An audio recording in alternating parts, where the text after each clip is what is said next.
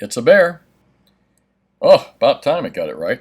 Good morning. Hey, what's up? This is Brian Kuzmar with Commercial Rare Coins and Precious Metals in beautiful Lauderdale by the Sea. I've got the Miami Coral Cam up right now. Um, God, this thing looks like a fish tank to me every day. It's down into Miami out of the port somewhere. I just can't believe how clear the water is and how much life there is down there. You wouldn't think so, but there it is. Hey, great website to look at if you're a little stressed out, and I imagine with the yo-yo prices that we've seen this last week or so, you could be a little bit stressed out. I'm not. I've seen this game way too many times before. Doesn't stress me out. Just provides some of us a good opportunity to buy the frickin' dip, and for others just to kind of wait it out. And for you new folks out there that are just got into precious metals, relax, relax. Take a, wow, that's a cool fish. Take a big sip of coffee, and it's a little bit too early for bourbon or wine, but hey, whatever gets you going or relaxes you at this moment, and relax. You got no issues here, no worries as far as precious metals. You're never going to go to zero. You're in a good place, so trust me on this. Well, I know some of you are looking at this already say, gosh, I've been watching Brian's videos for years. God, he puts this up all the time. Let me fast forward through this little keep it local thing because I already know what he's going to say. Well, you kind of know what I'm going to say, partly, but I'm going to go off into a few other things that includes local coin stores. One of the complaints, I always talk about, I've been doing this since 1977. I started working for my father. I'm a second generation dealer. And I opened this place in 95 here. I've been in this location since 95. Doing this a long time. I know what I'm doing, obviously. But sometimes, you don't, a lot of folks all over the country don't always have that ability. Fortunately for my local customers, my local peeps down here in South Florida, I'm here. And, they can look around. There might be some other options out there as well, but I'd like to think I'm the best at what I do down in this area. No less. I'm always about keeping it local, and obviously, I'm keeping it local. It's for my own good that I'm keeping it local. So, but there's a couple things behind this. Keeping it local keeps jobs, and keeps jobs in your community. It's very important about community, especially nowadays, and the fact that once you buy online from one of the big online resellers. And we advertise to beat APMEX, JMSD, Bullion. I had to throw that in, by the way. We beat their prices on generic products and a lot of other products that we hold. And we give good recommendations as well, face-to-face recommendations, which is really impossible to do online. You might be able to get some chat service or occasionally get someone on a phone call, but you're not going to get expert advice, really, per se, personal advice like you can from a local coin store like us from, down here. So there's a lot of big advantages to keeping it local. There's a lot of big advantages to buying from your local coin store. But one of the biggest complaints I find, besides there's really no coin stores near me, and let me answer that first. Well, there's nothing close to me. Folks, there's one thing I can tell you for sure, that at some point, even if you're buying online from one of the big resellers or whoever you're buying from, and again, I like buying, I would recommend the big online retailers. I like APMEX, JMSD. However, like I said, if you live in my area, I can beat their prices pretty easily and give better advice. But if you're buying from companies like that, and I'd avoid really small companies and buying on eBay. Again, I'm going to digress a little bit here throughout this subject right here. But if you're buying on eBay or you're buying from smaller dealers or new people that don't know what they're looking at, be careful. Even a well-intentioned eBay seller, even a well-intentioned brand new business person that just opened up a new coin shop or bullion shop, if they haven't been dealing in the product a long time, you could get bad product, so be very careful. I don't think that's going to happen with the big three, as far as I know, unless they kind of get scammed somehow. I'm not sure who goes through their product, but with their local coin store, especially guys like me, we've been doing this a long time. So let me put up the other video so you can watch fish while I'm talking. We've been doing this for quite some time, so my recommendation is find a local coin store. If there's not one in your neighborhood, your city, drive. Go to the county. If you got to spend an hour to do it, and listen, you're going to go, oh, you're going to cringe a little bit when I say this, but maybe, and call before you go. Look in the county, and then if you have to drive somewhere in your state and make an hour drive somewhere, I don't know how much more than an hour I would say, but an hour, maybe a little bit more, to find a dealer that you can develop a relationship with, because you're going to need this when you go to sell. Think about this. Metals are up. You want to sell a little something. What are you going to do? Just put it in the mail?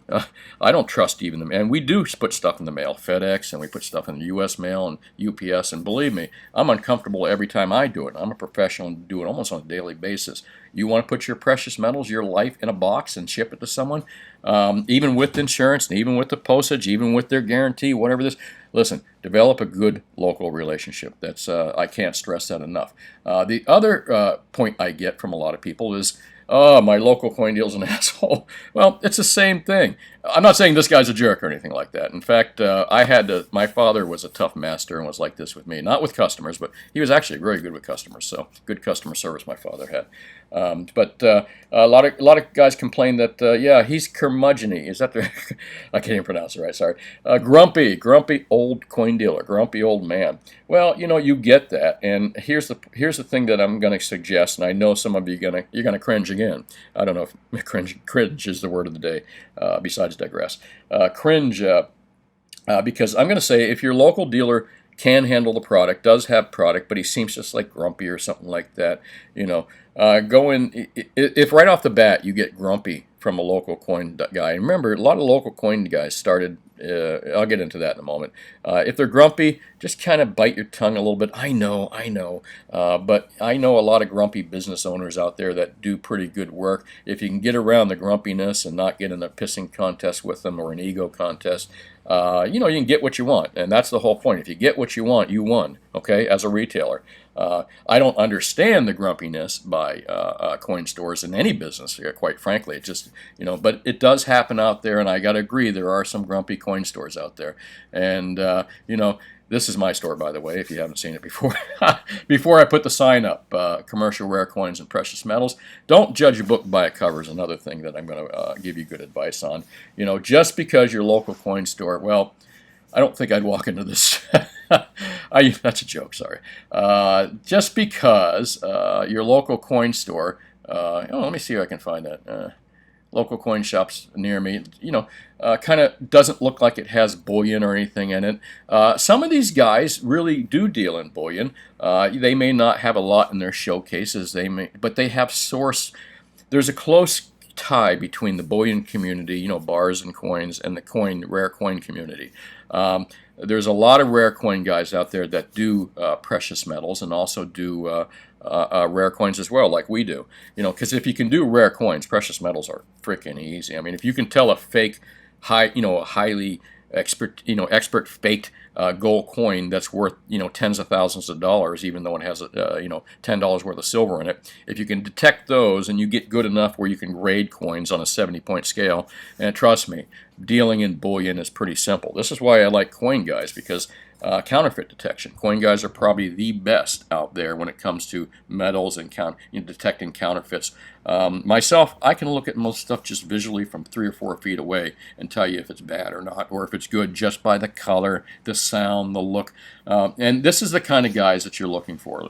And again, some of them may be grumpy, but deal with it if you can. Some of you, again, as I said, again, sorry about that word over and over. Some of you may not even have someone local near you to do this kind of business with.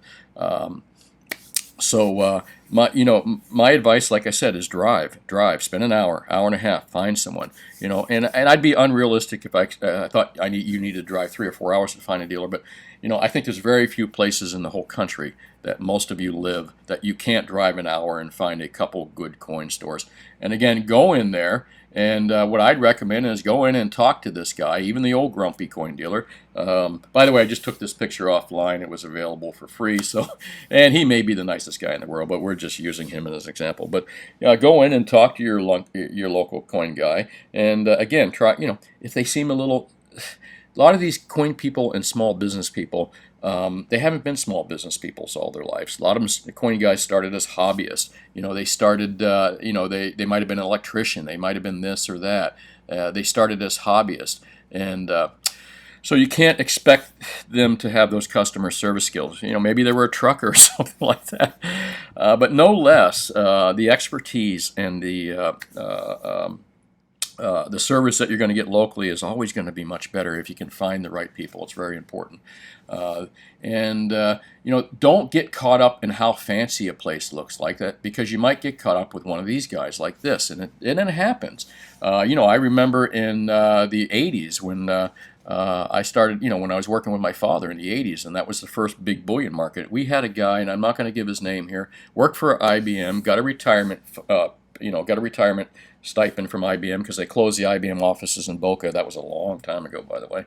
And so they gave an option. You can either retire now, we'll give you a good chunk of change, or you can move. So this guy, and I'm going to just say, I'm going to just call him Ron. I made up a name here. Ron got his retirement stipend from IBM, took the money and actually was making a really good move. He was buying gold right, before it was hitting that $800 level, I believe, and he was purchasing gold at the time. And he comes into my father's store because he's been buying gold and silver for a while. Remember, gold was what, $200 or $300 an ounce? I forget what it was. Maybe in that 253 range.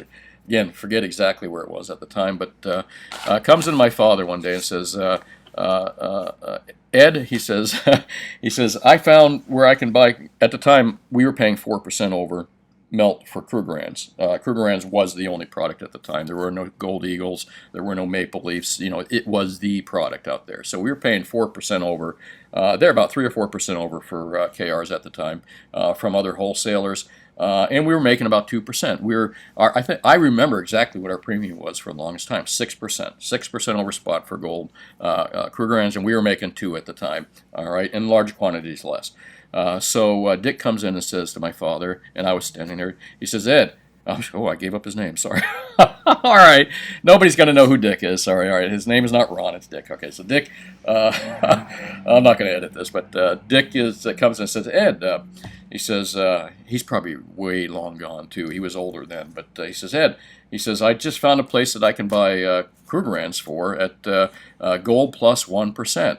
And right off the bat, I knew it was, I said, there's something wrong with that. My dad, I was young too. I knew right off the bat that didn't sound good. But Dick was an engineer at IBM, okay? And I'm sure there's a lot of Dicks and Richards there. So he should have known better, you know what I mean? And he just, I don't know what happened. It's a greed kicks in, And my father, who's been dealing with him for years, says, he says, Dick, you can't buy him. I can't even buy him for that price. Oh, well, Ed, they must be doing quantity or something like that. I can pick him up for 1%. And we knew it wasn't true because we were paying 4% at the time. No matter how much we tried to explain that to Dick, he wouldn't listen. He took his entire stipend that he got from IBM. He went down to this company. They were called IGBE, International Gold Bullion Exchange. They were out of Fort Lauderdale. Boy. And he lost all of it. He lost every single bit of it. Now, this is the company that really, these are the original gangsters of gold fraud right here, the Alderdice brothers. And let's see if that page pops up there. I don't have to subscribe to that. They get 10-year sentences. One of them got murdered. One of them died when they got out of prison. These guys were selling gold to the public. And let me go backwards here if I can. Let's see if I can even get a picture. They even have any images. No, just some newspaper clippings from way back then. But they were selling customers gold at like spot plus 1% and storing it for them. Now, there's the key word. Now, when Richard said that they were storing it for him, and I don't think he told us at the time. Maybe he thought he was going to pick them up, but they stored them. Well, anyway, these people never got their gold. It was the tune of millions and millions and millions of dollars. 2 bullion dealers indicted in the New York Times. And I forget what year this was, actually. We could take a look. But Dick lost all his money. Why did Dick lose all his money? Because, well, they looked like this. They had a beautiful office. They had ties. They had the look. They had the spiel. They had everything. And they spun a good game, and they looked legit. They didn't look like this guy because they knew how to play the game. You can't look like this guy and scam people. You got to smile and kiss ass, and that's exactly what this guy did right here. And you see what happens. So my point about not judging a book by its cover, you may find a very good experienced dealer in a shop that looks like this with the sign out front, a guy that's been around for many, many years. Now, what kind of guy do I look for? If I was out there looking for a good dealer, I want 10 years. I like the decennium rule. I call it the decennium rule. If a company or a business particular owner of a business has been around for a decade and got a fairly decent reputation. Now, this is not the end all. Trust me, I know some companies that have been around for years that are, don't ask me how they're still around, but they are. All right, but we won't go into who they are. Do your due diligence. However, if they've been around for a decade or more, obviously they haven't gone to prison yet, so that's a good start. But look into your local coins, see if they've been around for a decade. If not, at least 5 years or more. You want some stability there, especially since that a lot of these guys may not have the product, and that's my next thing. Some of these guys may not have the product on hand. Some of these local coin stealers. Whoo, that was a Freudian. Sorry about that. Coin dealers. I was talking about guys like Bernie, and so that just slipped out. Sorry about that. And there might be some coin stealers out there. So your local coin dealers, they may not have a lot of bullion in their cases. They may not keep 10 ounces on hand. It's volatile. If you're not hedging this stuff, you can't keep a lot of stock on. This is why some small dealers don't have a lot of stock. We do because, I got it hedged somewhat, but I'm not worried about hedging overall because we replace whatever we sell at lower levels. Long story short, and they can do the same thing, but no less. These guys may not have it on hand, but if they've been around for a while, they seem like you can work with them, call them and say, hey, listen, I can buy 100-ounce bars at this price, or I can buy 1-ounce gold bars at this price online from one of the big sellers. Now, don't go to the cheapest little guy online up in Oregon from some little city that has a tiny website that's working on next to nothing out of his garage. Go to one of the big resellers and say, listen, AppMax, JMSD has this at this price. And can you match this or beat this or even get close? And if he says yes, man, you're in, okay? If he says, well, I don't have the product really, and I don't stock the product, if they seem like they've been there for a long time and you've got that 10-year rule, say, hey, listen, I don't mind that. Let me pay you in full. You order the stuff for me, and as soon as the stuff comes in, just call me up. That way you don't have to lay out your own money. As I said, develop a local relationship with these guys. It's very, very important, and you'll be surprised what you can do. And when it comes time to sell, go in and tell them, hey, I'll work with you. You can make so much per ounce on me. And if they're not willing to do that, find yourself another place. That's my recommendation. And again, there's a lot of guys. This guy looks pretty friendly, like he wants to deal. And there's a lot of guys out there that are like that. And look at these, all these little local steers. I called them steers this time. Coin shops and coin dealers. Well, let's move on to today's show. That was long. Sorry about that, but I really wanted to talk about this subject for such a long time. I figured today was a good day to do it since markets are just blah, it's weird out there. Let's take a look at what markets are doing. I'm going to do a quick refresh here. We're kind of back to where we were, especially with gold. Remember I was saying that the gold and silver ratio is out of whack? Well, it's still kind of out of whack, but gold did back off. Silver went up a little bit, and here we are today. Platinum kind of tucked below that $1,000 mark. It ain't shit to talk about today on precious metals too much. I think we're just seeing the SOS, same old shit, as far as stock markets and all that stuff. Let's do a quick look at the ratio real quick here. I'm going to do my little Siri up here. Ready? 1,752 divided by 22.67. And the ratio at the current moment is 77.28 to 1 on gold to silver. And yeah, it's still up there on the high side, considering that typically, where is our, there we go. Let me look at the macro trend chart right here. And they don't have an average line through here, but if I'm correct, the typical where it's been, I guess if you would draw a center line, I saw this on another site. Investopedia, I think, had a average on the gold and silver ratio, and I think they put it around 65 to 1 for the last 30 years, that is. Not since 1950, but for the last 30 years, it's in that 65 to 1. I saw an article written by someone the other day, and just forgive me for not being able to say who it was. I like to give credit where credit is due. That put this around, as a lifetime, around 50 to 1. However, when we were looking at what it is on a geological standpoint, how much is actually in the Earth's crust compared to gold, I got some interesting numbers. There was as high as 15 to 1 and as low as 7 to 1.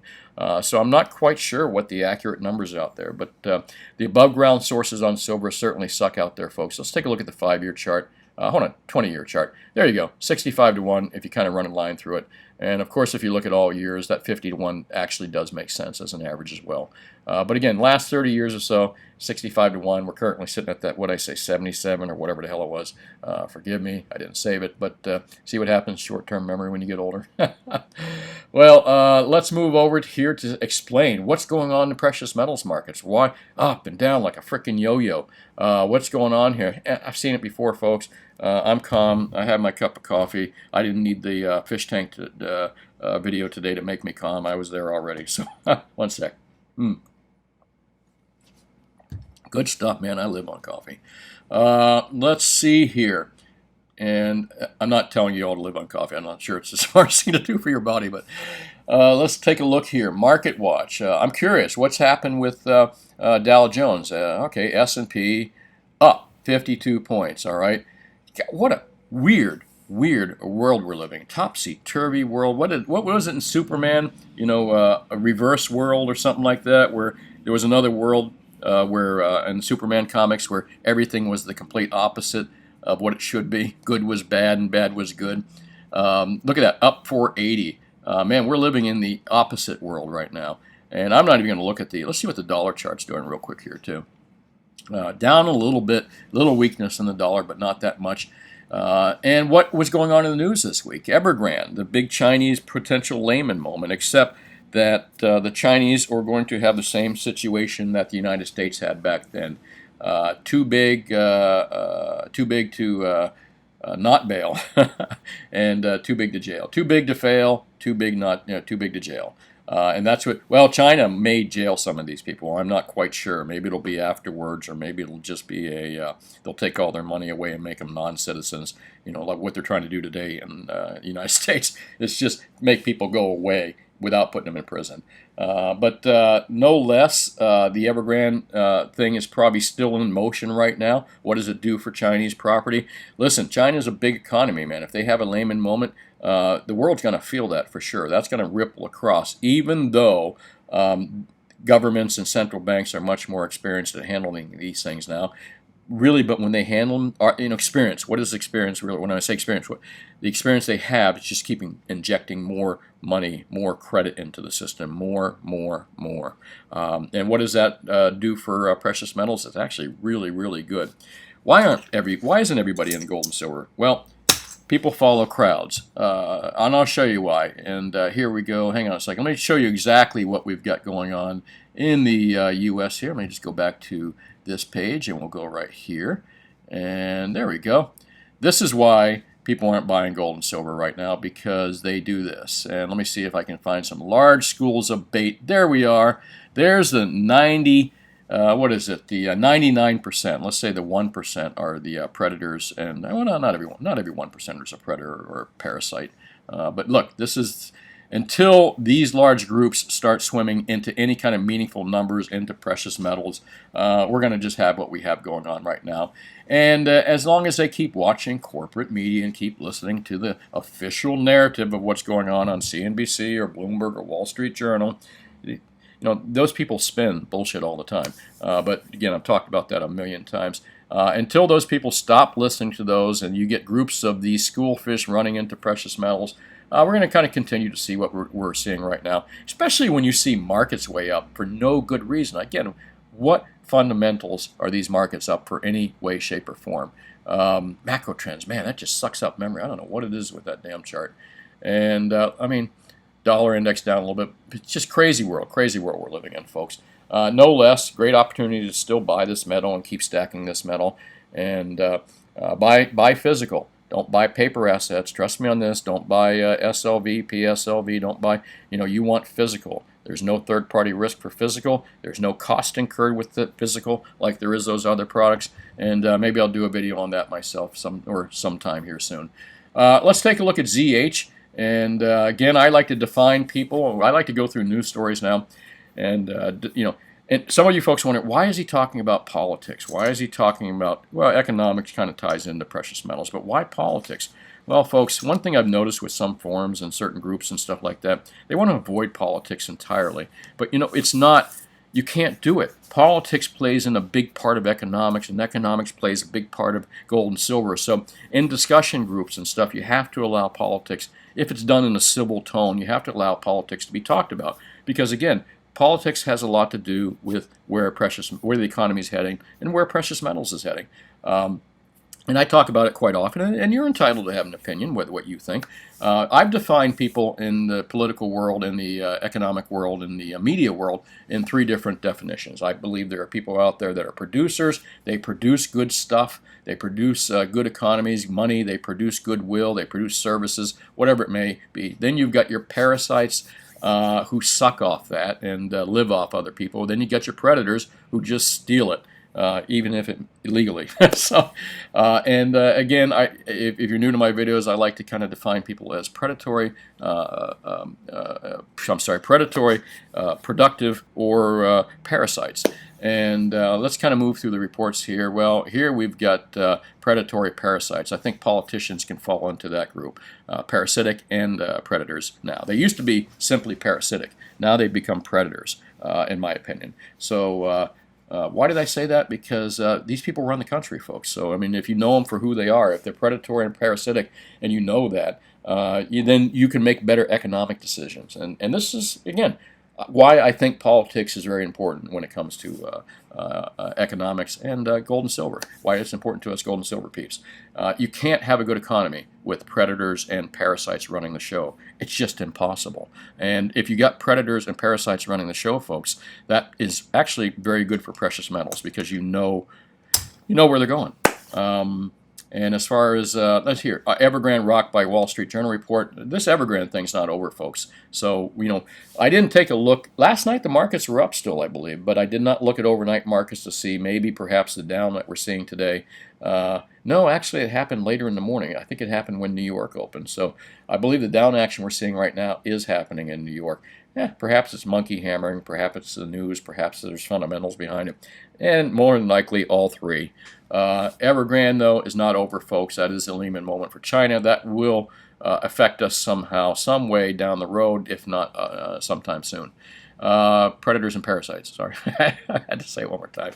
And gosh, that's just awful. I mean, I'm going to point at that. I'm not going to talk about some stuff here, but I'm going to point to it and say, that's just awful. How could you do that to people? And this doesn't surprise me. I was kicked off of FB last year for just even claiming that it probably originated out of Asia. But again, don't want to talk about that. You know how the algos go. And let's take a look here. The next Lehman moment won't be Evergrand. It'll be the entire system. Ooh. I wish I could read that to you right now, but we'll do that tomorrow. I got a couple articles. Central banking is a joke, and you want a punchline. For some of you folks that don't know who ZH is, I mean, they've got good stuff on here. They got some far kind of wacky left and wacky right stuff here. But different opinions, different narratives, and that's why I really like this site. Unlike Wall Street Journal, Bloomberg, and the other corporate news talking heads that repeat a single narrative all the time. I pulled one article out of here real quick that was done by, I like this guy a lot, and I probably butcher his name so much, but he writes some really great stuff. It's time to say goodbye to the everything bubble. It was in ZH, which you can read for free. That's what I like about ZH. All the articles are free. You got to deal with some bad ads. I mean, some not bad ads, just ads thrown at you all the time. And the web page uses a lot of memory. I've got the premium one, so I don't get all those pop-ups like most people do. It was worth it. Again, I like this site. I like the different opinions, different narratives I can get from it. But let's give Egon von Greyers from Via Gold Switzerland. I usually don't give a lot of gold companies credit, but God, these guys write some good stuff. Time to say goodbye to the everything bubble. I'm not going to read this whole thing, but will the autumn of 2021 be the end of the autumn everything bubble? Are investment markets coming to an end? The end of market insanity? Well, I don't believe there's ever going to be an end of market insanity, but since there's very little sanity left in markets in the world economy, we have now reached a point where we must accept madness as sanity.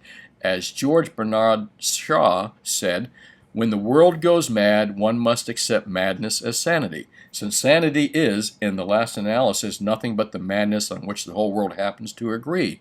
Wow, that's almost a synopsis, or that's almost like a statement about what we've just talked about here for the last 3 minutes. No, I'm sorry, 20 minutes. I don't even know how long I talk anymore. And let's move along here. Investment markets today are all about instant gratification and getting rich quick. My gosh, I love this guy. I'm on the same page with him all the time. He's one of my favorite writers out there. Oh gosh, I'm gushing now. Sorry about that. Let me continue reading instead of gushing. Stocks always go up, and so does property in the everything bubble. Even the normally boring bond market has had 40 years of rise. And then we have the supercharged tech stocks, many of which gained thousands of percent in this century. And we mustn't forget the SPAC stocks, special purpose acquisition companies, or bank check companies, where shell companies, and that's what SPAC stocks are. They're shell companies that are used to acquire existing companies to inflate their share price. None of these things, of course, during the South Sea, none of these things are new, of course. Okay, and of course, he's pointing out during the South Sea bubble in the 1720s, for example, companies were formed and capital raised with just the purpose of making money. We mustn't forget the cryptocurrencies, which are now point this out. Look, he crossed out that word worth value because, folks, it ain't money. It's ones and zeros. But again, you know my opinion on this stuff. This is a sham. Cryptos are a sham, if you ask me. Fiat at its worst. You can't even own a piece of paper, but I digress. We mustn't forget the cryptos, which are now valued at $2 trillion. They were just, I'm not going to say that word either because that's not what they really are. They were just over $1 billion 8 years ago. Is that the bubble of the century, like tulip bulbs in 1600s? Or is it the future of money? Well, most readers know or can guess my opinion on this. And again, this guy and I are exact same wavelengths. So I'd love to read his stuff. Let me see if I can get through the rest of this without taking too long. Value investing and wealth preservation is for wimps. In a world where everything's based on get rich quick, neither value investing nor wealth preservation enters the question. Why worry about preserving your wealth when you could have made 14 times your money on the NASDAQ since 2009 or 5,000 times your investment on Bitcoin since 2011? Yeah, well, that's what greed is. That's why Dick went and bought gold from IGBE, because he was greedy. He just didn't, as an engineer, you figure he was a smart guy. He just didn't get it. So greed gets these people into these investments, and they end up usually broke afterwards. But let's talk about the rest of this. And, again, he's just kind of, I'm parroting what he's saying right here. And hang on a second. Calling a tops is a mug's game. Some of us who look at the risk have been worried about the everything bubble economy for quite a while. To us, since the end of the great financial crisis in the 2009, the world economy and asset markets have been an illusion. It is as if we are watching a virtual reality game in which some people automatically increase their wealth by millions or even billions of dollars every time they pass go. Yeah, again, crazy stuff out there. It's like the Superman opposite world, folks. But let me continue reading here. But as the rich are getting richer, the masses are just getting poorer and more indebted. And although we see the wealth that has been acquired by as many as an illusion that will soon evaporate, for the ones who have benefited, this is very real. Anyone who believes these gains are real and sustainable will have the shock of a lifetime in the coming years. Oh, they're coming for me, folks. Just kidding. As I showed in a recent article about the end of the U.S. empire, the wealth of the 400 richest Americans has gone from 2% of GDP to 18% in the last 40 years. And the country has gotten richer overall. And I believe the middle class has been brought up and the poor somewhat now, but things are changing real fast here, folks. Again, that's just my opinion. Let me continue to read here. This concentration of wealth is, of course, spectacular, but also very dangerous for the world. Trees can always grow taller, but they can never grow to heaven. I like this. Look at this cartoon, Wall Street. Yeah, I'm feeling lucky, too big to fail, and the American back here. I believe you're playing with my money, sir. And at the end of an era, falls off 90%. So as Shah said, we are now in the madness on which the whole world agrees. And again, look at the stocks today, folks. Look at the stock markets, SP, all that stuff. It's just back up again. I mean, it's a crazy world, and he's absolutely right. The whole world agrees on this madness right now, and it's the big bait fish schools. It's all those schools of fish following the piper, the Pied Piper, and it's going to lead them right off a cliff. If you're part of that group.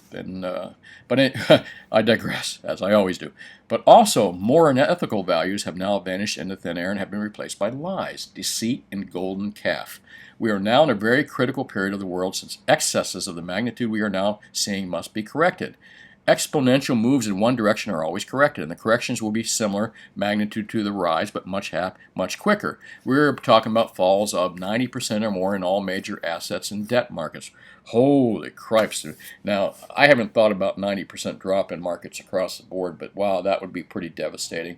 And, it's possible, folks.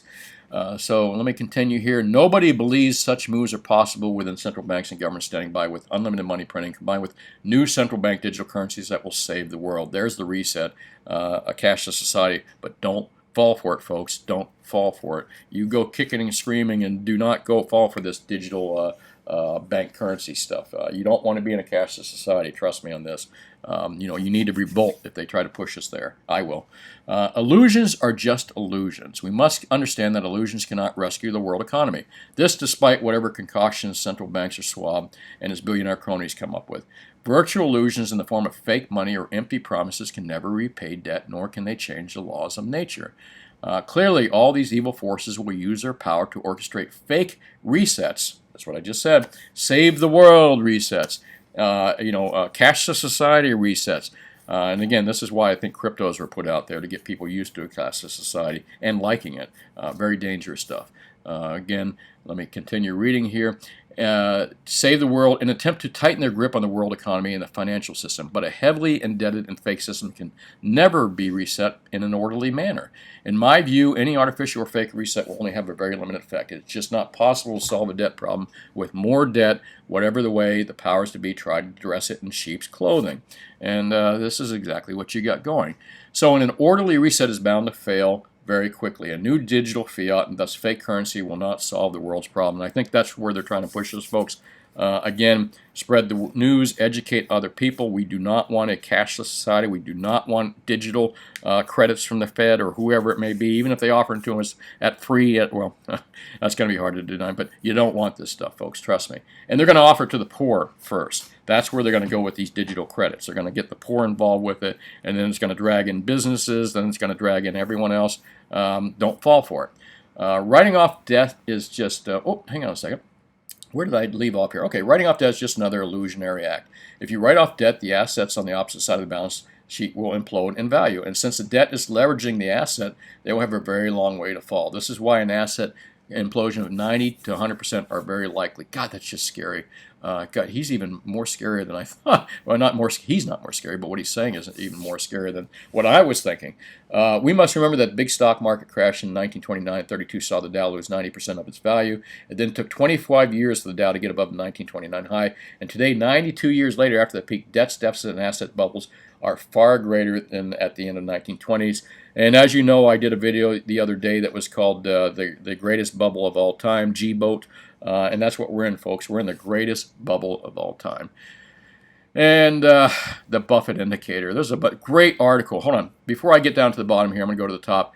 Please type in "Time to Say Goodbye to the Everything Bubble" by Egon von Grey, and give him a thumbs up there and share this article. Trust me on this. This is a great article. Share it with friends, share it with family, share it with everyone you can. I think he pretty much nailed this one. I like it. But as we have learned, here, let me see how much further we go because I may have to paraphrase some things.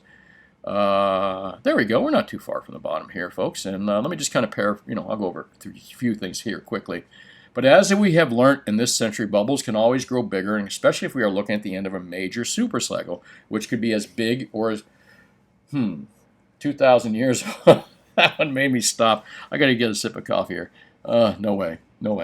But then again, the end of an empire, empires do collapse. So maybe we are at the end point of the empire as well. God, I hope not. Let me at least die before it happens. Not soon. See, I'm not asking to die soon. Trust me. Let me live a long life and then pass away and then let that thing happen. Woo, that's scary. Nevertheless, the evidence keeps mounting of an epic asset bubble. And we are, folks. We're in the greatest bubble of all time. We are living in historic times here economically. In addition to the charts above the point to illusions never seen before in markets, we have a number of technical indicators that all point to the everything, end of the everything. Now, you can go and read this here yourself, folks. I'm going to kind of skip down here. He talks about also here, serving the everything bubble is all about protecting from risk. Protecting from risk is what I have been calling wealth preservation. What is wealth preservation? What is a safest thing you can own out there, the safest thing, gold and silver. No doubt in my mind. Been around for 5,000 years, will never go bankrupt, will never go to zero. So if you're protecting your assets, you're protecting your wealth, gold and silver is it. I'm going to skip through this, and he talks about gold here. If we get an expected stock market crash, it is possible that gold and precious metals continue to correct a bit further like in 2008, as opposed to today. Gold then had a major bull run from 250 in 1999 to 1,000 in 2008.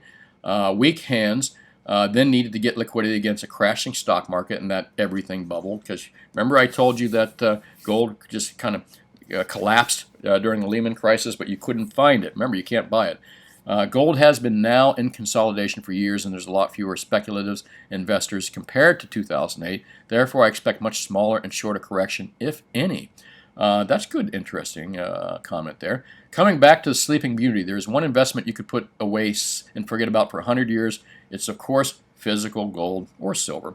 And he's absolutely correct. You could put away from 100 years, unlike my PSLV, which after a decade is worth half of what I paid for it. I still can't figure that out, but no less. And again, that's not a slight against PSLV. It's just I didn't understand what I was buying. Again, I digress.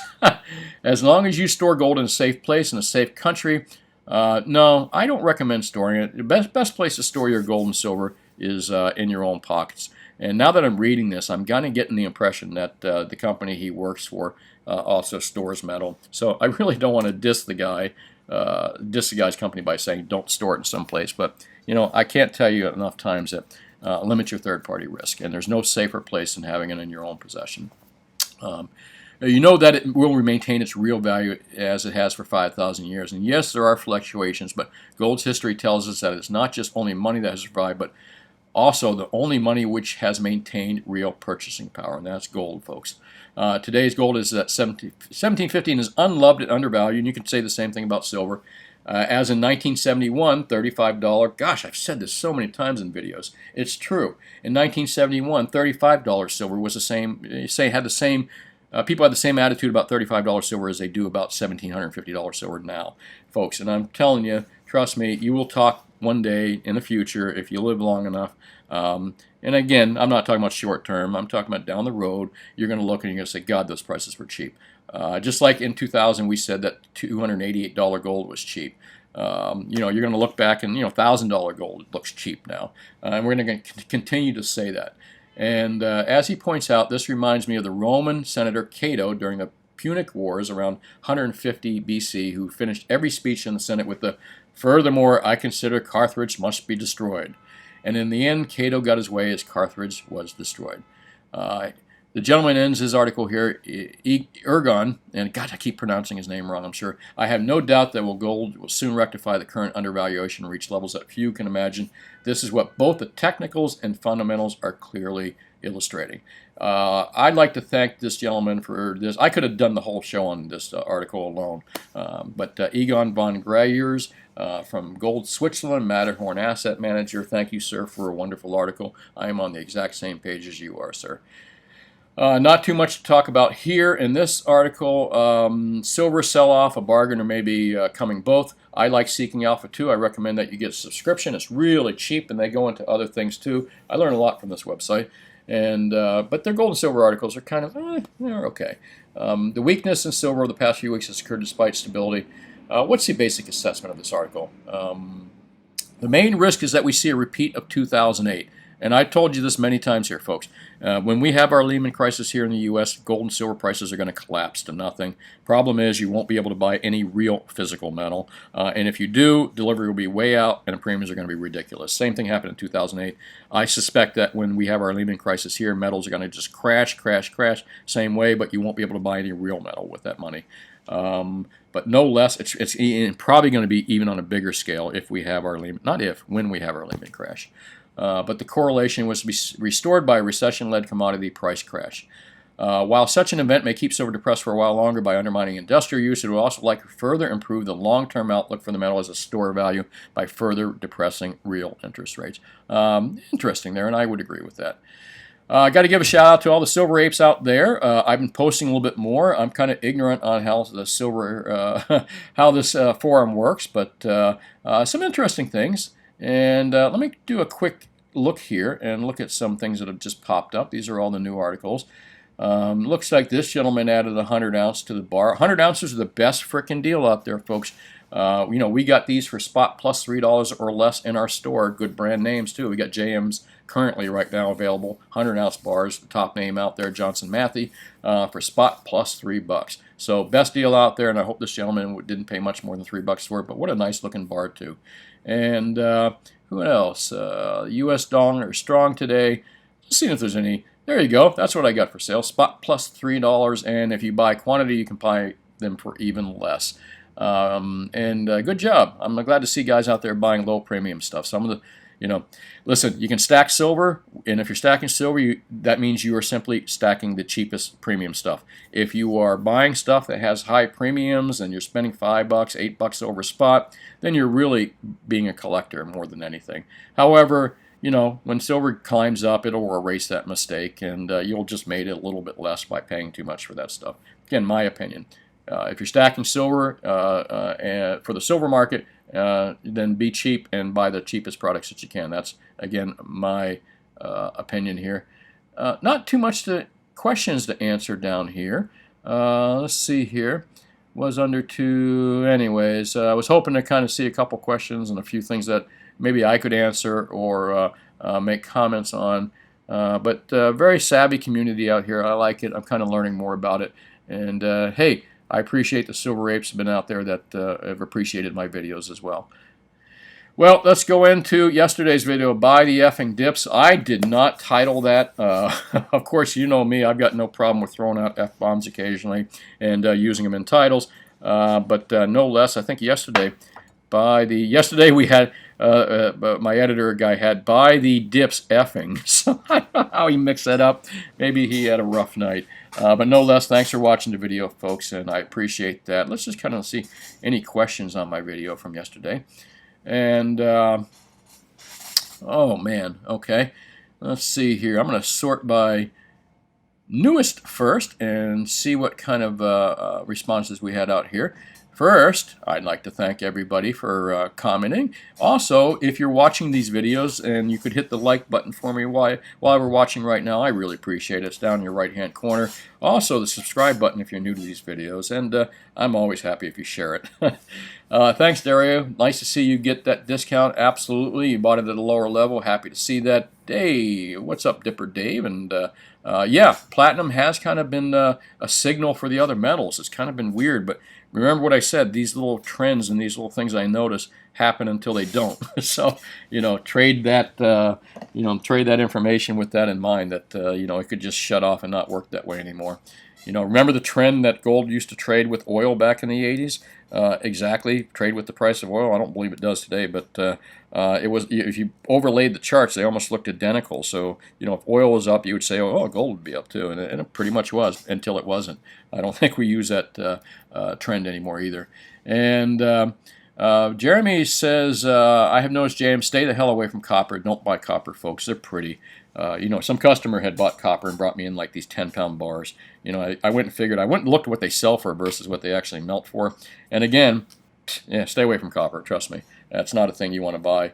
Unless you're into commodities and you know that market very well. But physical copper, no way, no way. Thanks for watching, sir. They are pretty, though, if you wanted to buy one for an example. Silver, Love, and Lou, I think your coin may be broken. Not today. It pulled up a bull today, so... no, it pulled up a bear. What am I saying? It was a bear, so I think it's right today, Silver. Had no idea that dips effed.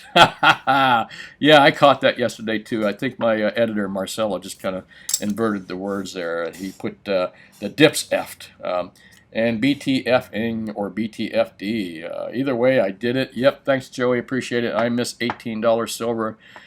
Yeah, sir, that's what I've been saying. Until we see that Lehman collapse, you're not going to see $18 silver ever again. When we see the U.S. go into a major collapse like we did in 2008, yeah, you'll see 18. You may even see the paper price of metal to go to $2. I mean, who knows? They'll just destroy that whole paper market. They'll destroy markets across the board. However, when you go to buy a real gold or silver bar, it won't even be close. It'll be even more than what the market last indicated before it went to shit. Thanks for watching, Pete. Appreciate it. Never underestimate the guy with the digital dollar printing press. Absolutely true. Never. That's what I've been saying for a long time. I used to think that these people, I used to call central bankers, oh, freaking morons, look what they're doing, but they're not. They got AI. They got they got the experts all over the world working for them. They have artificial intelligence. They have the most expensive computers you could probably buy or rent. So these guys know exactly. They're 5 chess moves ahead of everybody else. So they're not dumb. And again, even if they were dumb, never underestimate a man with a printing press. And when you combine brilliance, very chess-like moves with the printing press, these guys, that's why they've been around so long and may be around for a little while longer. Don't fall for a reset into cash's money, though. Trust me on this. Avoid that like the plague. Oh, I need a cup of coffee here. Boy, 1 second here. Let me take a quick sip here. And, all right. Hey, thanks, Midas and Mr. Rodriguez. I appreciate you watching. Glad you're on board, Sarge. Electricity has value. Once it's spent, it has no value. Crypto spins electricity, making digits. And again, I'm not a big fan of crypto, folks. I don't think there's nothing. It has no value. What value does it really have? Nothing. It doesn't. It's imaginary money. Angel says you can't buy the dips because premiums on silver and gold are overpriced. For simple fact, if you want to sell me silver at 25, let me know how to get in touch. That's not true, Angel. You got to find a good local dealer. For example, with silver, when it was at 23, you could buy 100-ounce bars at 26 with spot plus $3, which is not bad as far as a premium goes. And there might be some cheaper stuff than that. But if people are paying $4, $5, $7 over, no. And I can buy silver at 25 bucks an ounce when silver was at 23. 100-ounce bars cost me spot plus $2 wholesale. Of course, I got to make money above that. So the premiums are stiff right now. And if the product was so available and so much out there, they wouldn't be. So it just goes to show you there is a shortage of product out here. That's why the premiums are so high. Nothing to do with greedy dealers. Well, across the country it doesn't. You may have some greedy dealers out there, but they won't stay in business long. Would you like your take on $1 trillion platinum coin I hear Yellen can make and put forth in the... Yeah, that's just bullshit, Chris. Don't even worry about that. It would be more of a novelty. You know what I'm saying? That's a novelty. And can you imagine if someone stole the $1 trillion platinum coin? That'd be like the perfect Batman movie. Someone stole the whole planet's money, $1 trillion coin, or whatever it was. That's pretty funny. Hey, thanks, Chris, for watching. And Alan says, I did buy the dips. Wonderful. You about to get a cool down? I think we agree with that. I can't argue with that. There's kind of a wait-and-see attitude what's going on right now. Thank you, Michael. Nice to see you. Oh, good. You bought the dip there. Libertad's at $28 a piece. A little stiff, sir. A little stiff. William, I'd like to see you buy silver. You know, if silver was around 24 yesterday, 25, 26, 26. You know what? You're right. Okay, I'm sorry. In the 24 range, you're right into the correct premium. So 28 is not bad at all. Good deal, especially on Libertads, by the way. That's a good deal. He only pays premium ASCs. Will, what you should do is go in and talk to him and say, hey, listen, it's tough to go in and tell a guy like that how he should run his business, but he's leaving money on the table by not paying premiums and not doing trades and deals and stuff like, in my opinion. But no less, glad you got a decent dealer. RD says, I don't think Schiff underestimates the printing press. I don't think Schiff just underestimates the printing press. I think a lot of people that are calling for the death of the dollar or whatever completely underestimate how little awareness the American has, for that matter, and the world's population is ignorant to what money actually. Yeah, I got to agree with you 100%. Not many people know this, but Schiff really does not underestimate the printing press. He just made the bad mistake of saying that he thought the next collapse was going to be in 16 or 15 or 14. He just didn't see what they did in 2008, as being a viable option and was going to last long. But again, you can't underestimate the amount of money these guys can print. And I'm not going to argue that. Hey, I'd like to thank everybody for watching yesterday's show. Hit that like button and the subscribe button if you're not subscribed already. This is Brian Kuzmar with Commercial Ware Coins and Precious Metals in beautiful Lauderdale by the Sea. If you live local in South Florida, I can sell you and buy your precious metals, buy and sell. So feel free to call me anytime at 954-493-8811 for what the best deals are, or if you got any questions about buying or selling. If you don't live in my immediate area here in South Florida, please don't hesitate to put a comment down below. in the comment sections. As you see, my channel is still small enough. I can answer comments pretty personally most time. And if I've forgotten somebody's comments, please forgive me. These shows I just wing it. So my memory, I'm getting old. My memory is not the same as it used to be. And no less, if you don't live in the area and you've gotten ripped off, or you've got some serious money that you might be moving around, or you're really concerned about something, yeah, give me a call, leave a message. If I can't get back to you right away, I will call you. But again, I'm just trying to limit the amount of calls I get during my working day from people that don't buy from me direct or live in my immediate area. But again, I don't mind helping people that are in trouble as well. Hey, thanks for watching. Have yourself a great day, and I'll talk to you tomorrow. Let's see what happens. Bye now.